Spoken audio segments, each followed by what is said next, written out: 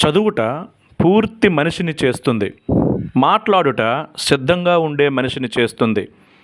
వ్రాయుట ఖచ్చితమైన మనిషిని చేస్తుంది. ఫ్రాన్సిస్ బ్యాకన్ పలికిన మాటలు.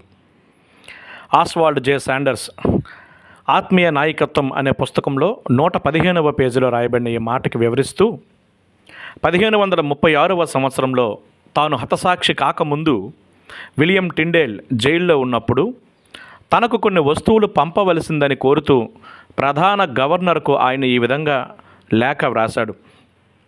ఒక నూలు టోపీ, ఒక క్రొవ్వొత్తి, నా మేజోళ్లకు అతుకు వేసుకోవడానికి ఒక గుడ్డ ముక్క, అయితే అన్నిటికంటే ముఖ్యంగా హీబ్రూ బైబిల్, హీబ్రూ వ్యాకరణం మరియు హీబ్రూ నిఘంటువు నేను కలిగి ఉండడానికి నా అజమాయిషీదారుడు దయతో అనుమతించులాగున మీరు తొందరగా కరుణ చూపిస్తారని నేను బ్రతిమాలుతున్నాను మరియు వేడుకుంటున్నాను.